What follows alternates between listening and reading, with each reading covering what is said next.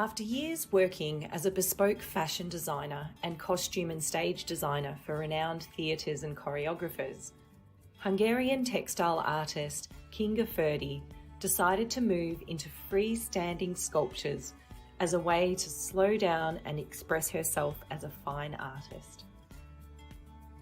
Kinga's inspiration comes mainly from nature, and her beautiful silk sculptures resemble floral and animal forms. By observing nature, its beauties and its miracles, she allows the shapes, scents and colours to flow through her veins and into the tips of her fingers, to build up her own unique universe of plant and animal-like sculpture beings.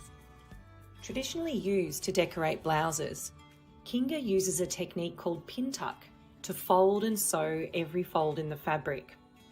Loosely based on origami, the process allows the structure of the object to be transformed, preserving the dynamism of the textile and rhythm of the folds. Kinga's aim is to create objects that are worthy of being observed long and slowly. Living in an accelerated modern world among overstimulating devices, never having the chance to rest our eyes and souls, Kinga believes that this might be the greatest challenge for humans to conquer in the near future. She hopes that her sculptures could be such soul-resting objects.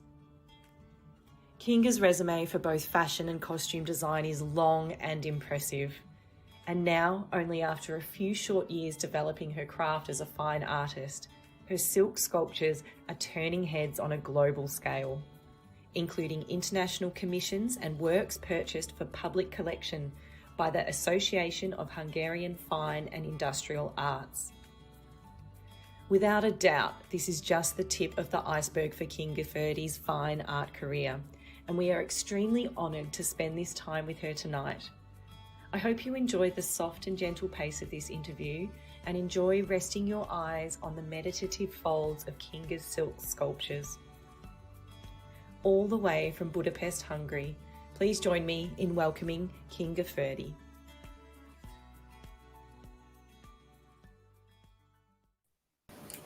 Hello, Kinga. Hello. How are you? Fine, thank you. Good, It's a bit thank you cold. so It's getting cold here.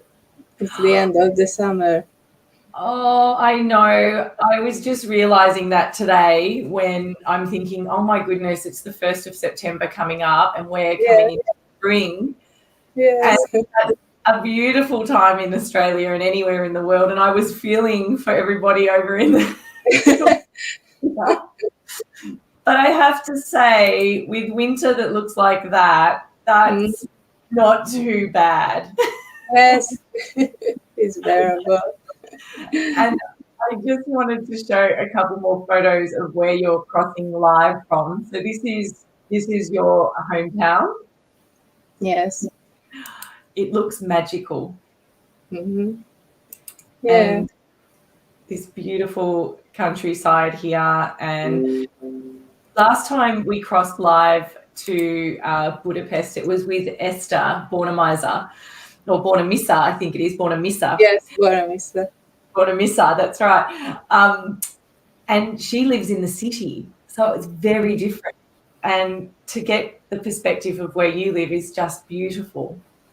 Yes, it was our dream to move here. We lived in the city as well, but it was for me too grey and too cold always.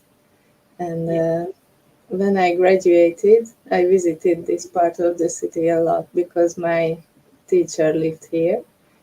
And I came to her. We were talking about the drawings and the work I was doing. It was so calming and beautiful that I decided that sometimes I wish to live here. It took a long time, but eventually it happened. Yeah. Oh, that's beautiful. It's nice to find a place where you feel at home, literally, at home. Yes. Yeah, that's beautiful. Well, you're certainly not alone tonight. We've got people watching. We've got our beautiful friend, Vicky Miller. Hi, Vicky. Now you'll have to help me with the pronunciations of some of the names. Is my dear friend Zsolt József Simon.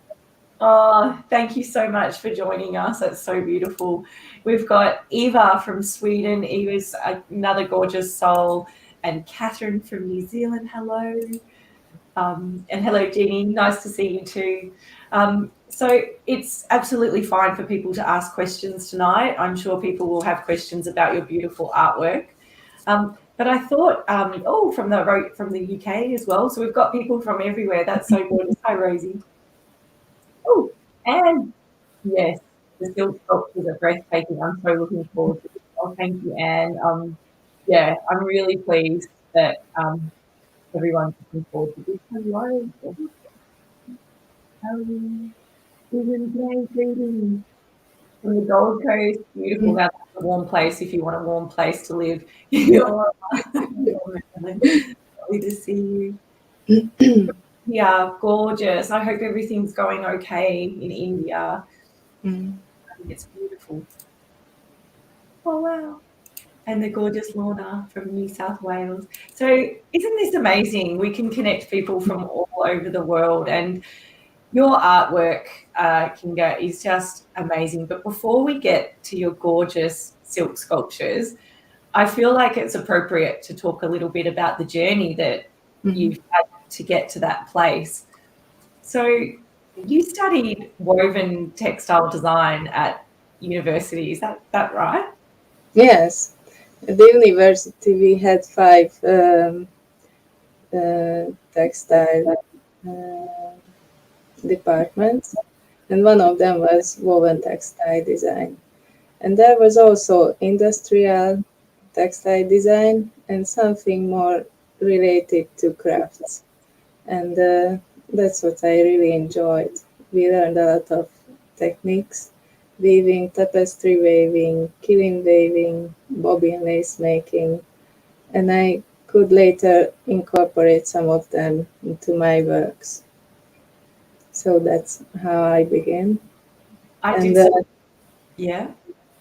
There was a special work when we had the task to create surfaces, to manipulate the fabric.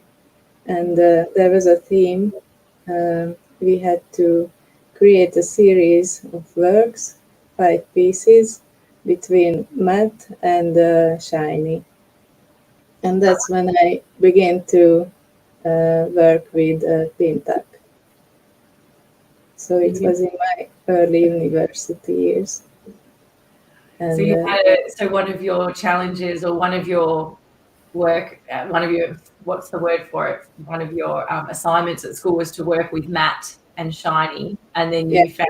Is that how you found Pintac? Is that when you found silk as well? No, not yet. I worked with some synthetic fabric, but the interesting part was when I fold the fabric and sew it, it will change the shine.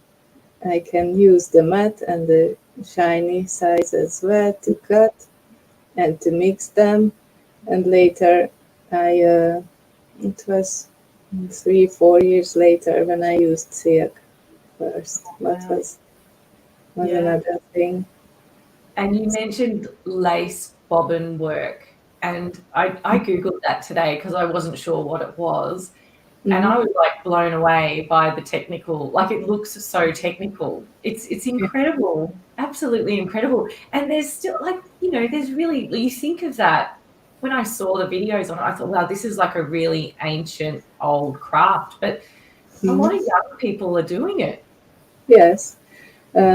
I was intrigued by this technique and was very lucky because we had a teacher for some years who knew how to make bobbin lace. So we had the opportunity to learn this technique. You need a pillow and many little bobbins. And you put the thread on the bobbins.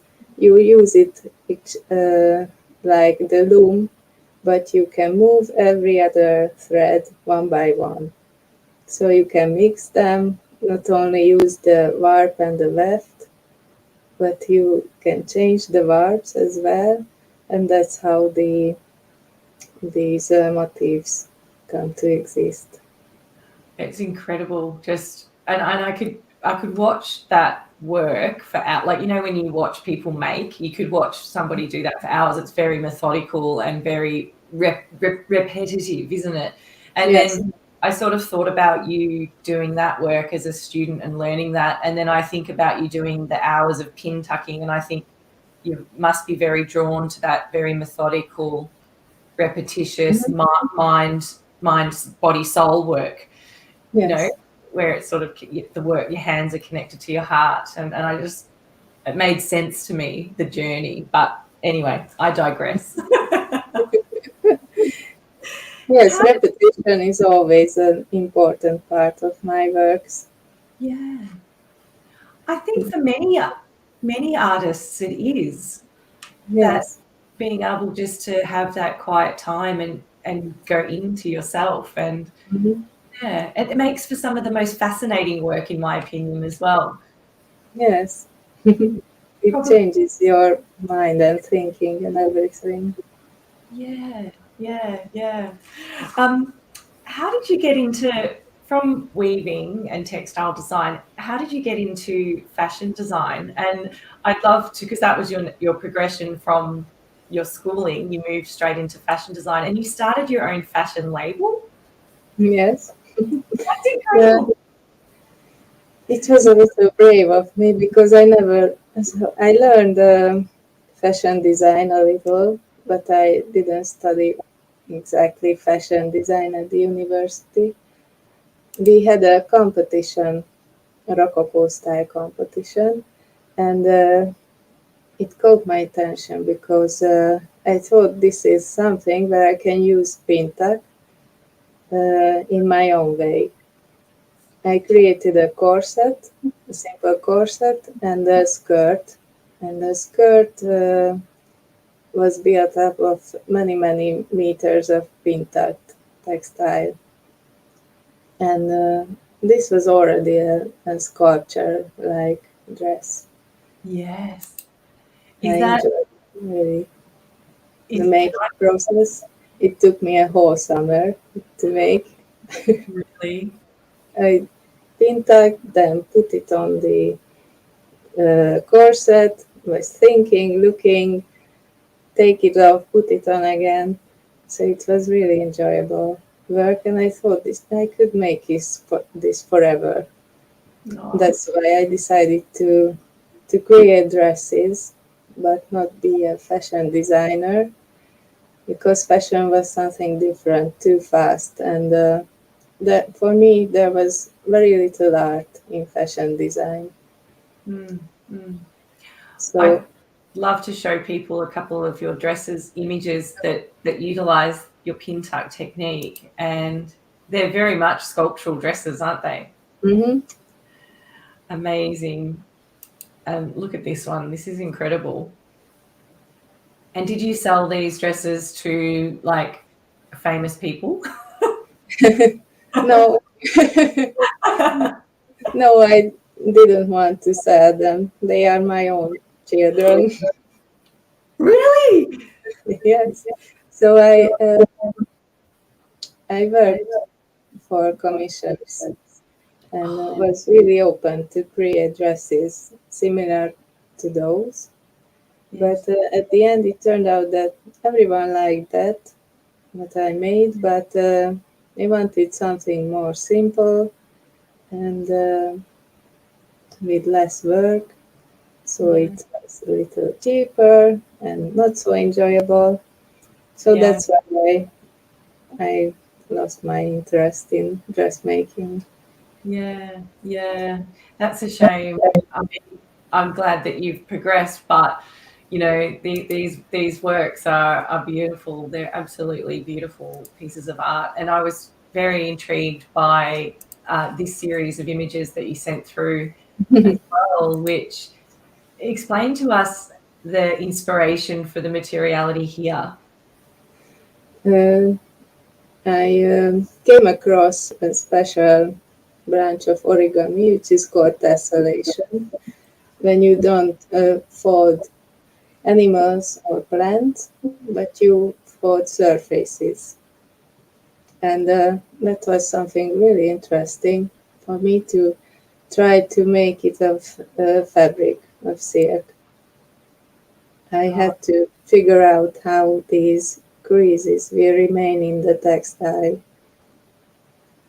Obviously, I had to iron them, but I also glued another textile on the backside of the silk, so it became more crispy and paper-like. that's beautiful. And you showed me a book yesterday or the other day about the origami Tessellation. tessellations. Yeah, so that's how what it is. I'm sure watchers are familiar with it potentially, but I wasn't familiar with the term, and it looks very mesmerizing. I love how you basically turn fabric into paper. Mm.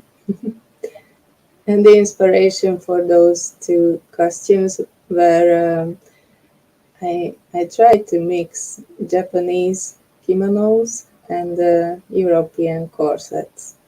So the Rococo style stuck in my mind, and I mixed it with Japanese dresses so Oh, that they were a combination of the two. like a hybrid. Yeah, I can see that now. Yeah. And were these photographs taken for your portfolio? Yes, I have a friend. She took the photos of the costumes and now of my sculptures as well. And the model is here, a Hungarian singer. Oh, is she beautiful?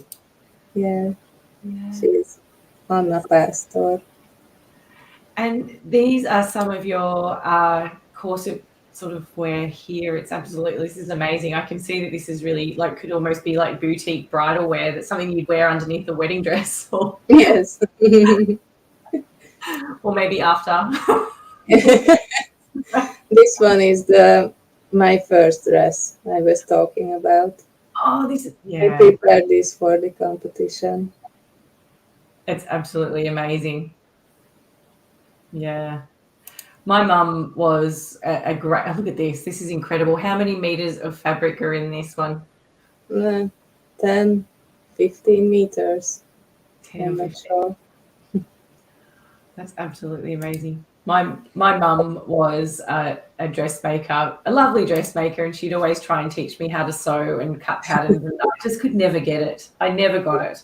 So when I look at things like that, I'm just blown away. And do you have to work from a pattern, or like do you create a pattern first, or is it just very organic? You just know how it works? Mm, Pattern making isn't my thing, really. Yeah. I No. always had some help.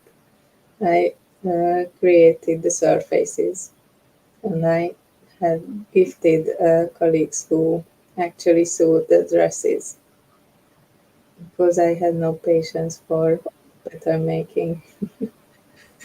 That's good. I don't have any patience for it either.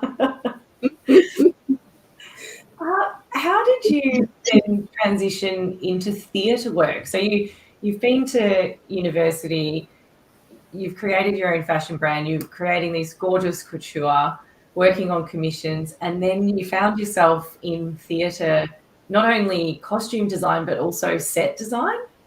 Yes, costume design came accidentally.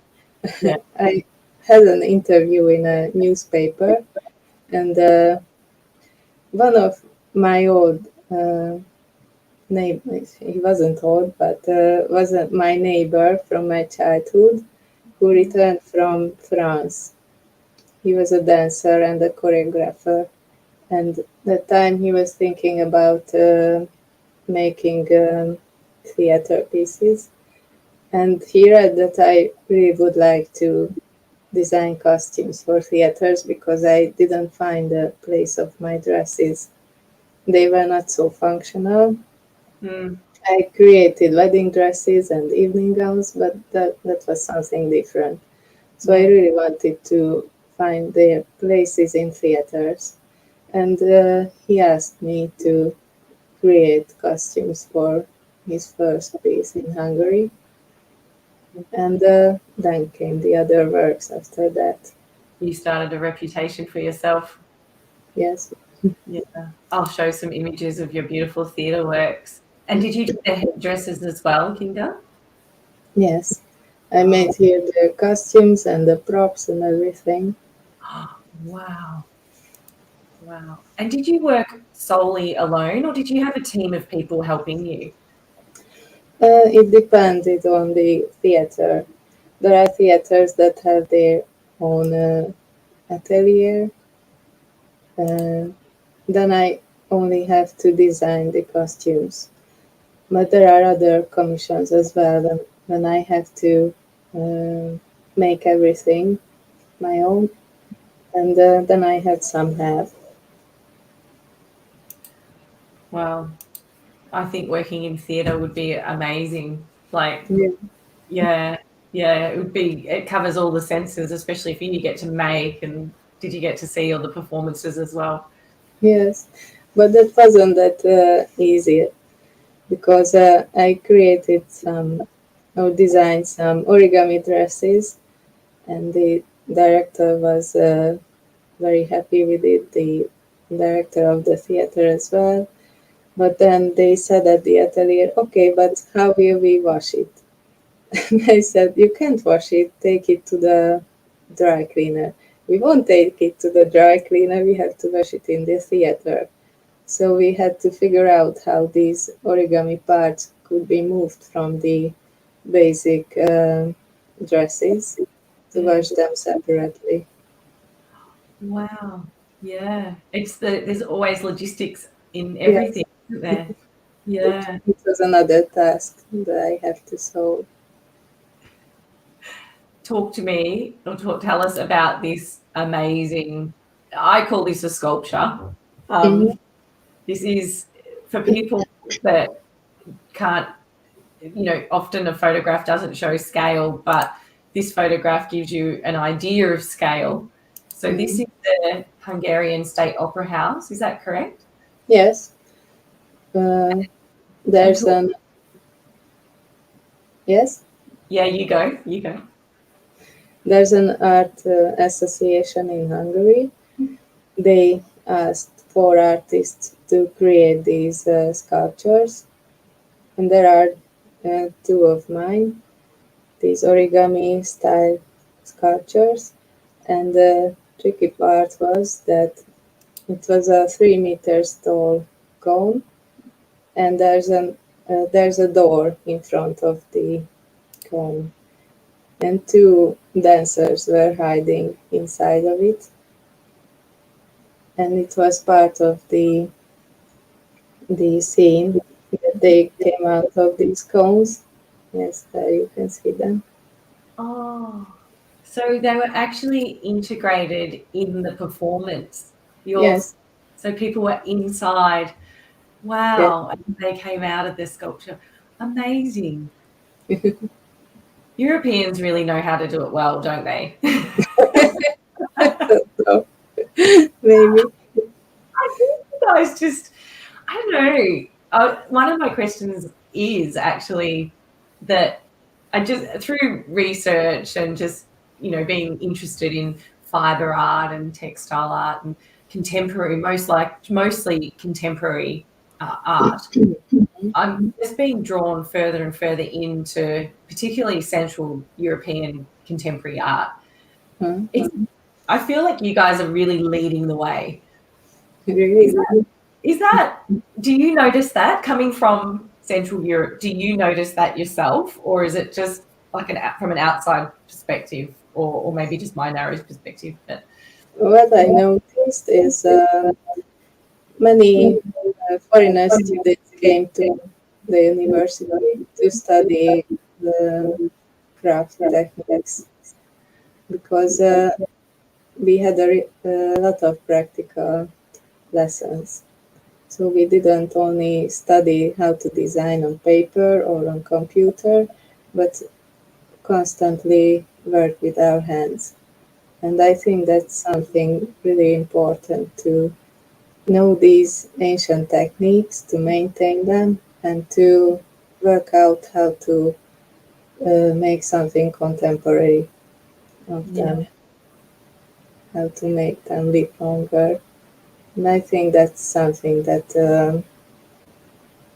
we have to do, because there are not so much technical support, but I don't miss them.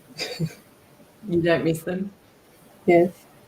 So I I think that might be the secret Yeah, to I think that maintain those techniques. I think that's really valuable insider information that, yeah, learning those ancient crafts and being taught those ancient crafts and then being able to contemporize them in Yeah. finding your own way. That was one of the things that when we spoke earlier in the week, you mentioned to me and you said it took me a long time to find when you were transitioning out of costume and theatre and you moved on from fashion, that it took you a while to find something that was completely unique to you and that you thought that you had something, but then you did a bit more research and you realized that no, someone else had already done that technique. So then you went back to the drawing board, sort of, Yeah. and kept working on your craft until you found something unique, which is your silk sculptures. How is Yeah. that? Why is it important to be so unique and do something so personal to you?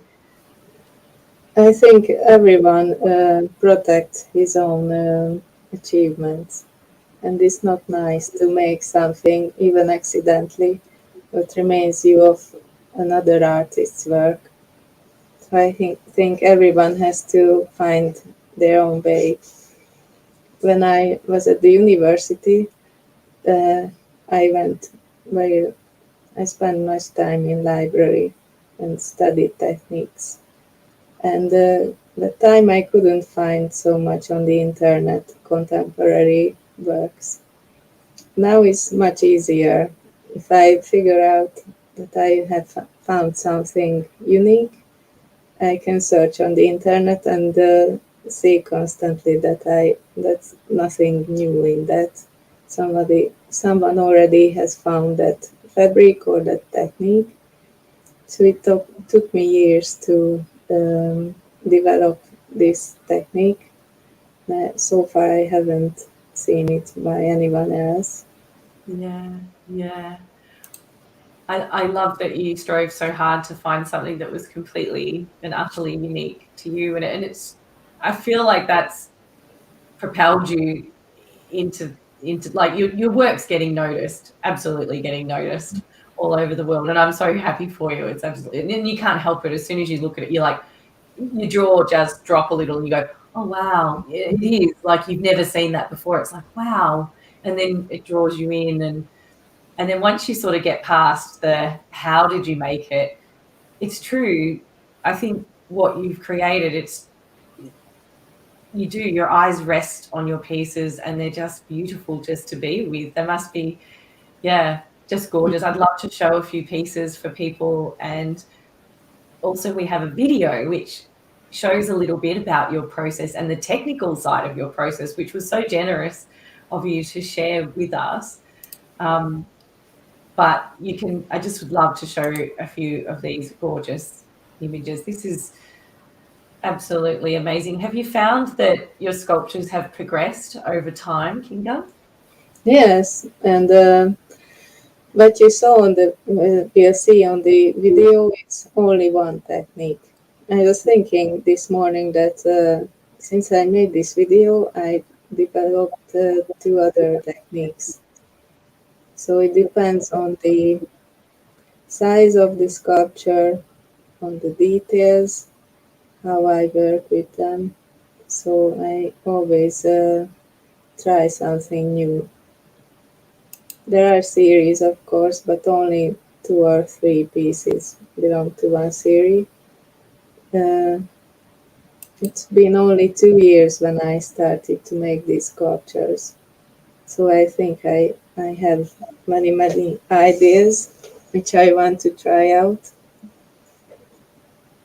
I can't wait to see what, I mean, I'm enjoying what you're doing now, but I think that's fantastic to hear an artist is so in love with their work and they've got, I mean, of course, you've got so many ideas and you want to keep pushing. These are one of my favorites as well. I love the organic nature of this piece. Are these Are these representational of mushrooms or ginkgo leaves? Mushrooms and ginkgo leaves. Oh, both. Oh, Yeah. it's absolutely beautiful. Um, absolutely beautiful. Was it hard transitioning from fashion wear, costume design, set design? These are all very functional items. They're all very functional things. Some would say, well, fashion maybe is practical, maybe not. Yeah. But was it hard to let go of the functionality of material and just create something purely for the joy of form and shape? Not at all.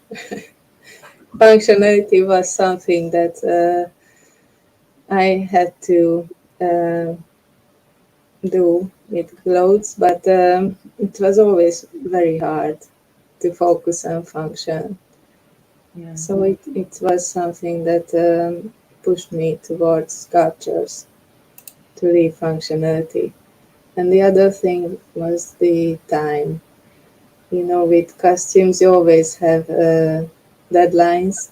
You have Yeah. to finish something in 2 days. I might have beautiful ideas, but there's always the time. And when I created something, then at this stage it turned out it's okay, it's beautiful, but instead of white, please make it in black. You Oh, have to recreate the whole dress in 2 days or three.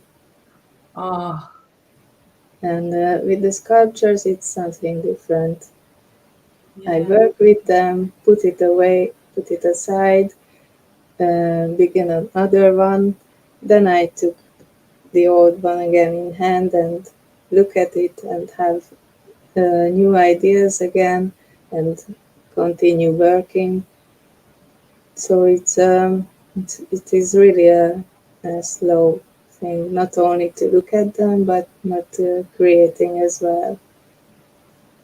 I can see that it would just be really beautiful to sit and work and yeah, take your time after being rushed as well. I used to work in a uh, very fast-paced industry. It was always very more, now, and I left it that long behind. And I think it's very easy in this modern day, and I really resonated with your artist statement about this is going to be the biggest challenge of the human race, is that to find connection again and to disconnect basically from technology and the Mhm. fast pace.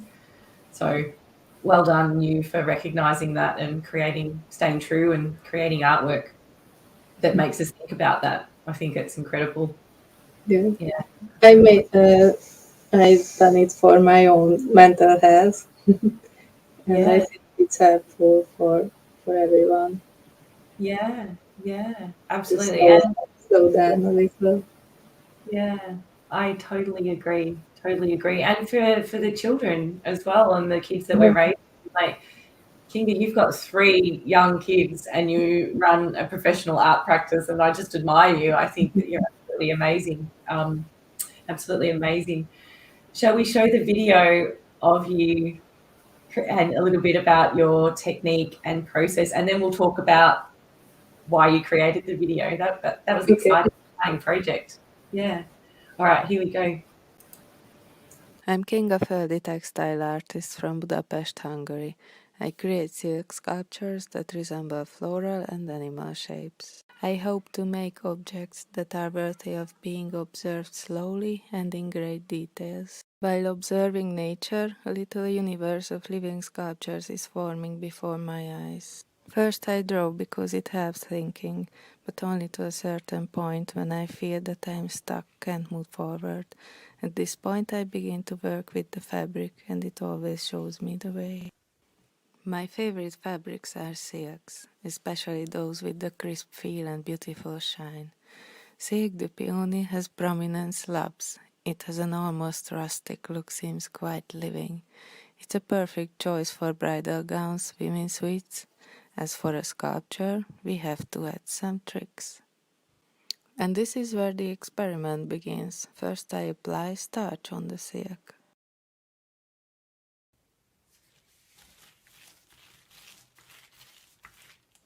When it dries, it will have almost paper-like qualities. Listen to the sound.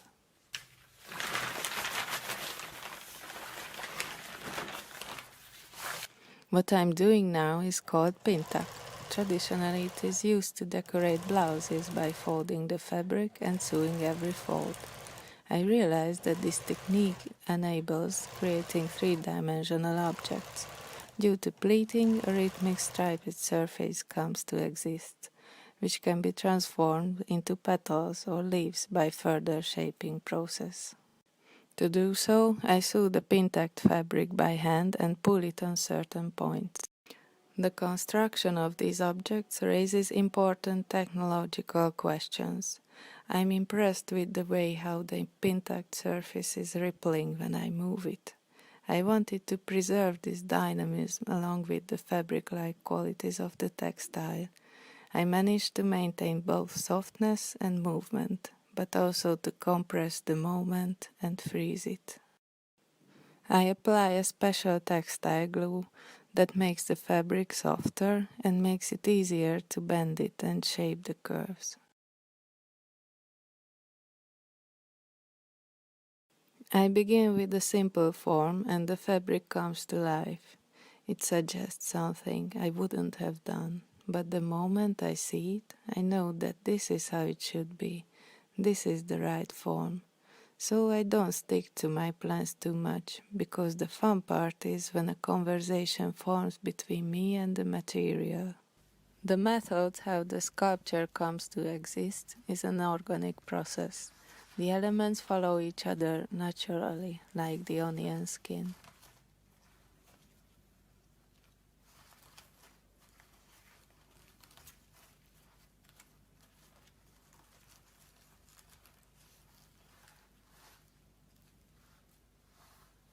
After a few hours, the glue dries and the form stands solid. I'm going to build up the sculpture on this base. After many working hours, something like this will happen to the silk. This piece was inspired by mushroom colonies. Living in an accelerated modern world, never having the chance to rest our eyes and souls, that might be the greatest challenge for humans to conquer within the near future. I think that we should have the luxury of observing one object slowly. My aim is to create such objects.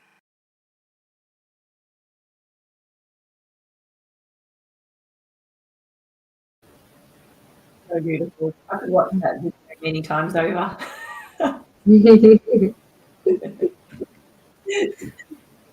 I love. How do you know when a piece is finished?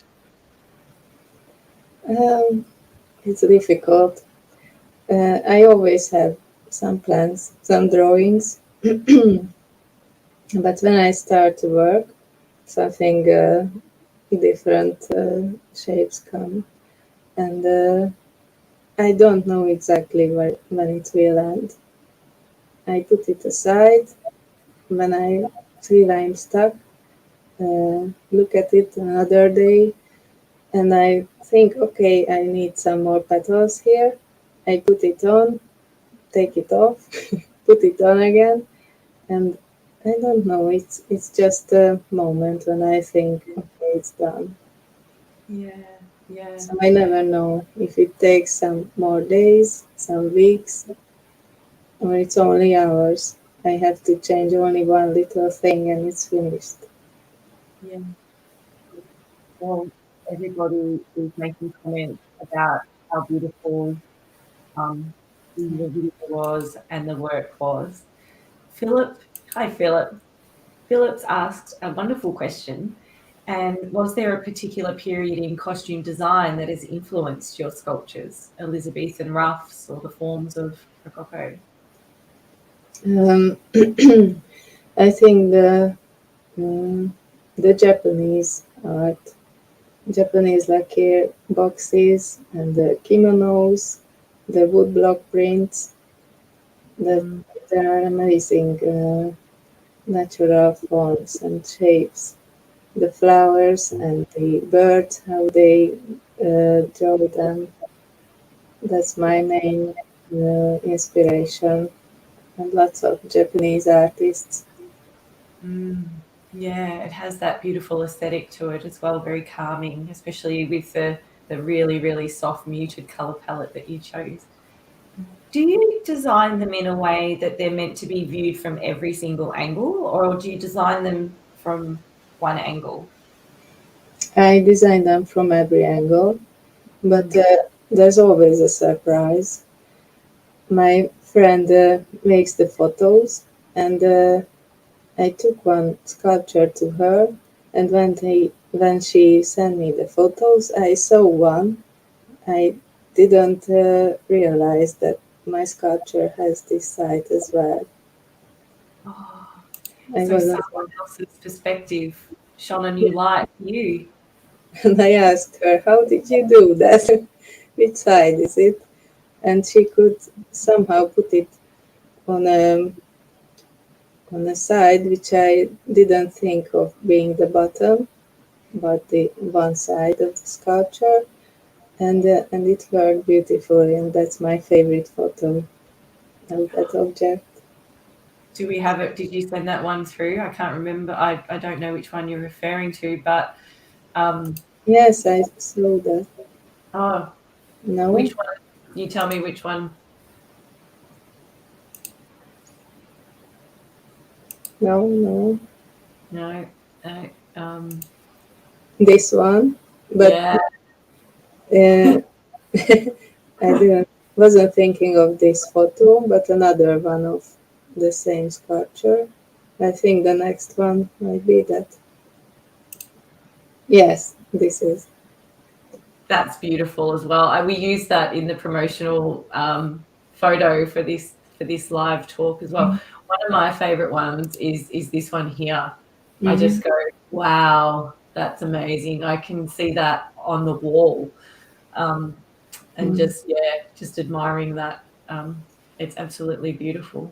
Absolutely beautiful. Have you seen? There's a Netflix documentary at the moment, and it's called A Fantastic Fungi, and it talks. Do you have Netflix in Central Yes. Europe? Hmm. Okay, sorry. And so if you have it, you might be interested in having a look at it. Anyone that's interested in natural forms and just the history of fungi, and it's just incredible. I watched it with our children last weekend, and it would offer some beautiful inspiration, I think, for anyone. Especially, it talks about how fungi created our world and will eventually save it as well, and the medicinal purposes of it, and some wonderful research around helping people with cancers and Alzheimer's, and yeah, just amazing. And how by actually ingesting fungi when we were cavemen, it helped our brains grow bigger, and it's fascinating. It's fascinating, absolutely Yeah, fascinating. So really interesting. a lot of artists, I feel, are really yeah, they love the fungi. I know, yeah. Yeah, It just offers boundless inspiration. yeah. Your work's currently being exhibited in 3 different places, or almost 3 different places, and we need to get back to Create Day as well for that video, but we've got some links of where your work's being exhibited. Would you like to tell us currently where it's being shown? Yeah, one of them is in Szombathely, Hungary. There's a traditional textile triennial. It will close in 2 days, but Oh, yeah. but usually they make a selection of the exhibition and organize another one in Budapest next year. Oh, yeah. So some of the pieces will be on exhibition next year, I think. The other one is in France. There's a miniature textile exhibition or competition. I think that will be on show until January, so it can be visited. Was that, sorry, that was the International Mini Textile Exhibition. Yes. Yes. That's gorgeous. Yeah. I couldn't find a lot of information on that online, or there wasn't a lot of images or anything. I couldn't find your work, but we've got a link that Daniel will pop up anyway to that one. But certainly the International Textile Arts Triennial, that's incredible. What a lineup of people as well. Yes. Well done. I highly recommend everybody. You kind of go down a bit of a rabbit hole though when you start looking at these sites, and you're like, wow, the amazing work out there. And then the third one was that Textile Art of Today. Yes, that's a traveling exhibition in Central Europe. The opening ceremony will be next week in Bratislava, Slovakia, and then it will travel to Czechia, Poland, and at the end to Hungary. So in 4 countries, but not only from these 4 countries are the exhibitors, but everywhere from the world. Yeah. Oh, I think that one there, to be in Central Europe and to be able to catch that exhibition would be a real treat. Yeah. An absolute real treat. This is very amazing for me because with the sculptures, these are my first exhibitions. I had many before with costumes, but this year I could show them to public. Because last year there was the pandemic and there were no exhibitions, only online happenings. Yeah. And these three exhibitions are really new to me, new experiences. That's gorgeous. I was just checking some comments. I think once the world is exposed, like this is your first exhibition, like your first public exhibitions that you're doing of your work. Yeah. You're cutting, I think that you go in great places, in my humble opinion. Not that, but I can't wait to see. I feel very, very honoured to be able to talk to you and to share your work with the world. And I mean, I know that you're already getting international recognition for your work, but I just can't wait to follow your journey and just see where it takes you. Do you have any expectations, or are you just happy to go along for the ride? I have dreams, but we'll see what will happen. But for the first time, I feel that I'm really at my place and really do what I'm supposed to do. Yeah. My friends and colleagues say so, at least. Yeah. They say that it's visible that I had a long journey and begin somewhere and finally find my own way. Yeah. What is the dream of a fine art textile artist? What is the ultimate dream? I think I want to leave something here when I when I left this world. Something remains after me, some objects. I think that's the greatest thing that someone can hope for as an artist. Yeah, they've left a legacy. They've left something to be remembered. Mhm. Yeah, that's so beautiful. Yeah, you made me tear up. It is. I think that's a wonderful way, of anyone thinking about any life is to be remembered, I guess, and in some wonderful, beautiful way. What a beautiful way to be remembered, through your art. Yeah. Your video was created through I wouldn't call it an exhibition, but it's a 24-hour period called Create Art, or Create Day. Yeah. And it's a 24-hour period where videos are streamed from all over the world. And I think it probably starts in New Zealand and then goes to Australia and then works its way around the global clock. Yes. And it was created by the man who runs, is it fashion, London Craft Week. London Craft Week. And it was also supported. by what was it? Crafts Council in London. Yes. It was the idea to show craftspeople and artists from all over the world. It was also a pandemic situation that we were so isolated, but everyone wanted to know from the other what other artists are up to in the other parts of the world. And there was an application. I have sent a draft of what I planning to make a video. They accepted it, and then I took my cell phone and created the video. I think your video was just awesome. Like, and it just shows what you can create with a cell phone. You don't need fancy camera equipment. And I loved the concept of, I read a bit about that on the application process today, and it stipulates that you must show doesn't have to show all of your technique, but it must be technique based. So basically what happens, if you're not familiar with it, and we've popped a link up in the comment section, that for 24 hours, artists and makers from all over the world are streaming and talking about their live processes and techniques. It's incredible.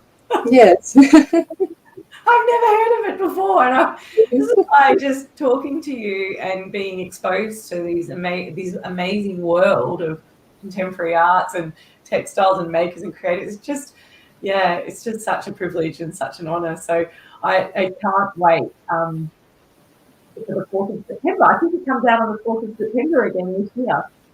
Yes, this year will happen again, but this year I haven't made a video. It was a busy year for me. I was rather working on my sculptures when I had a little time. Yeah. Because I feel that I've spent so many years on other things that now I have to be really quick on working.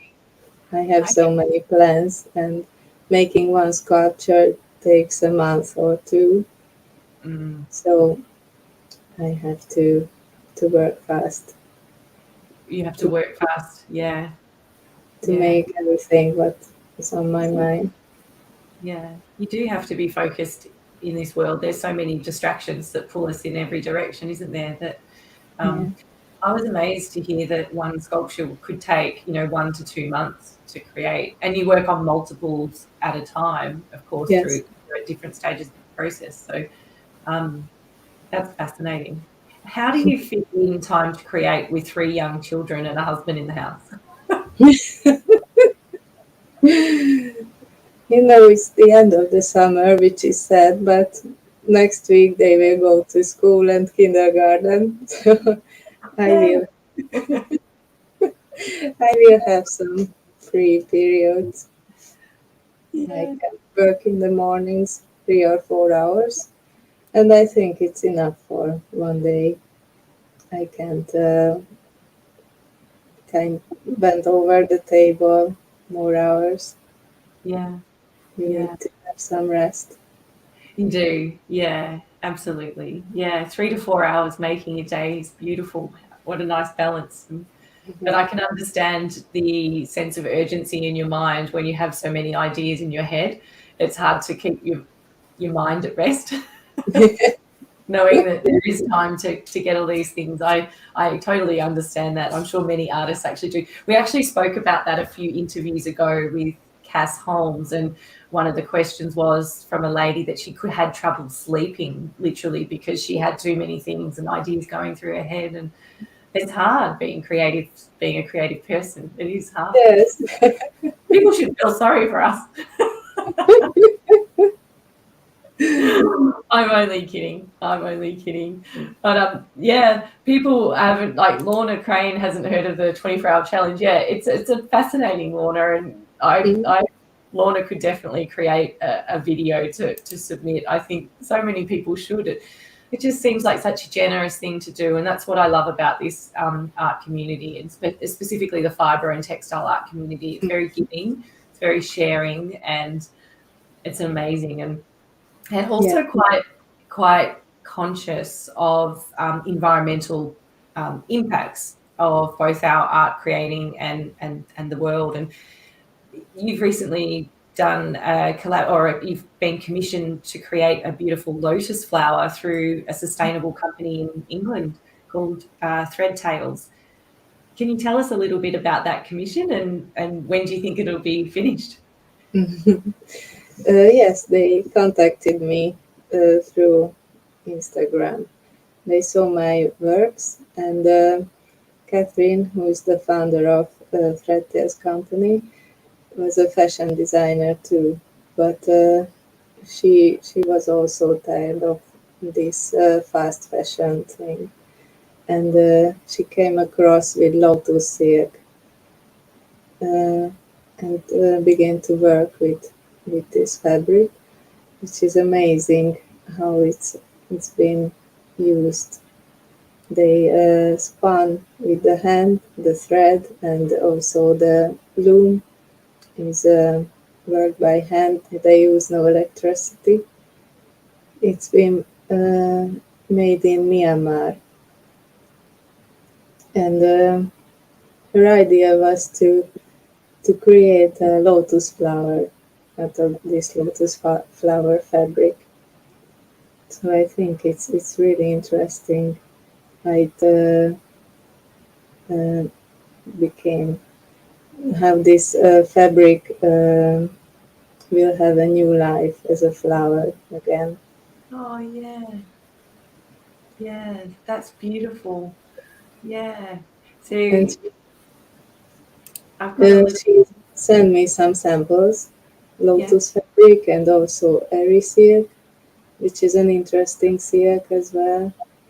You know, by the process of silk making isn't really peaceful because you have to kill the moth inside the cocoon. But airy silk is a special kind of silk, also called pea silk, because the worm leaves the cocoon and then they work with it. That's nice. Really nice. And then I've just got the information, the lotus silk, produced in Myanmar. Yeah. So from harvest to weaving, the process is hand-led, electricity-free, and zero waste. Wow. Yeah, these are very variable fabrics. Yeah. Do you have trouble? Sorry. Okay. I can't wait to work with them. Yeah. So they're sending the fabric over to you, so you haven't received it yet? I have samples only. I will see how they work and then we'll talk about which one is more suitable. Yeah. Gorgeous. Well, if people want to keep up with your project on the lotus flower and all your, what I'm sure is going to be really exciting future ahead of you and all your beautiful artwork, where's the best place to keep in touch with you, Kinga? At the time, Facebook and Instagram. My homepage is under construction at the moment. Everyone's is, don't worry. I think we've got one in the background that's been under construction for a while. It's hard, isn't it? Yes. Websites are hard. I would prefer to be making things as well, not digital things. Yes. Yeah.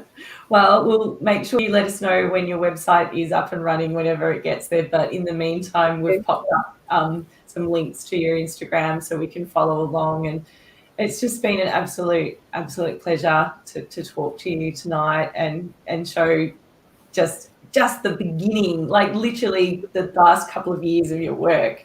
And obviously your fashion design in the beginning, in the costume design, and just to hear about your process and to just connect with such a beautiful, gentle, inspired soul is really special. So thank you. Thank you for inviting me. Oh, you're welcome. Any time at all. So thank you very much to your children as well. I didn't even hear them, and your husband's looking after them upstairs, or when Yes, they went out somewhere. They went out. Oh.